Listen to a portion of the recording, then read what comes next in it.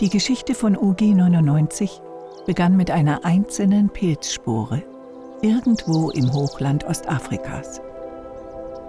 Vielleicht auf der Berberitze, vielleicht auf einer uralten Weizensorte. Fest steht, der Pilz hat viel verändert, für die Bauern, aber auch für die Wissenschaft. Why Ug99 is important? First of all, is because it has virulence for many resistance genes. Second, is very aggressive, extremely aggressive. It's like a not very typical stem rust. This is not a race that sleeps. That's why we say rust never sleeps.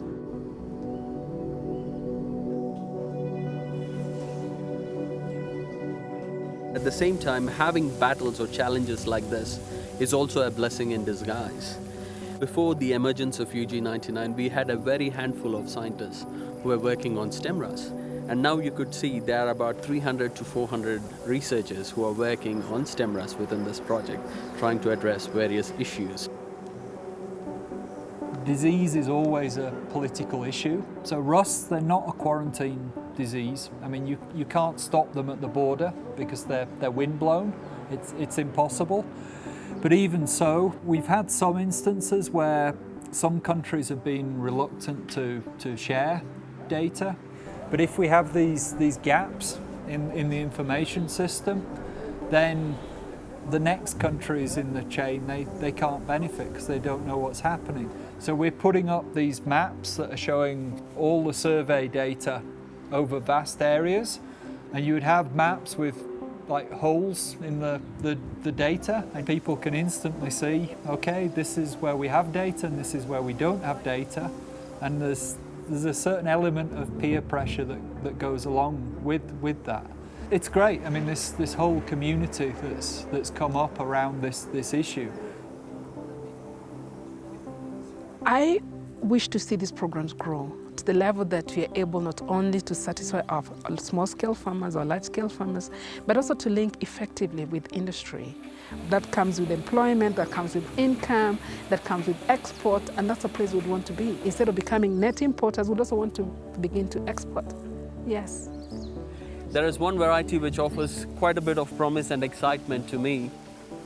It makes you feel happy when you see such healthy plants which are quite resistant, and these offer hope for future, that these could be the varieties that could be deployed in some of the regions to address the issue of stem rust.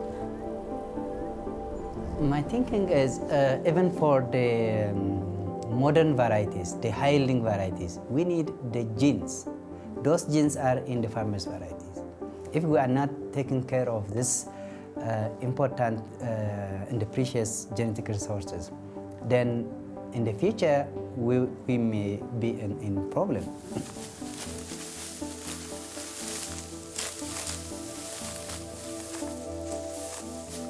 Everything is connected. So even if you have a variety that you think it's very resistant, it may still collapse, because evolution is a powerful force, and at some point some pathogen will break that very powerful resistance. In a way or another, that is the destiny of all sorts of resistance.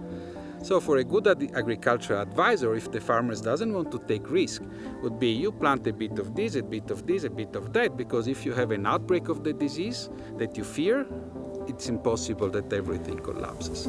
I don't think we'll ever, eliminate rust diseases. They're just too adaptable.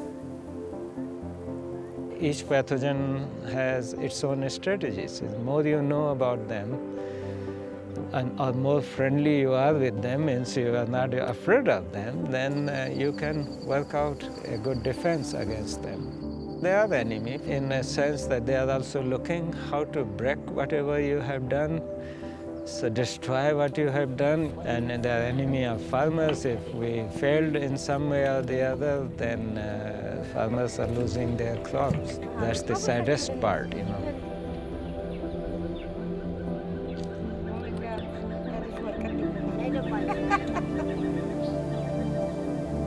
Auf seine Art ist der Pilz Freund und Feind zugleich.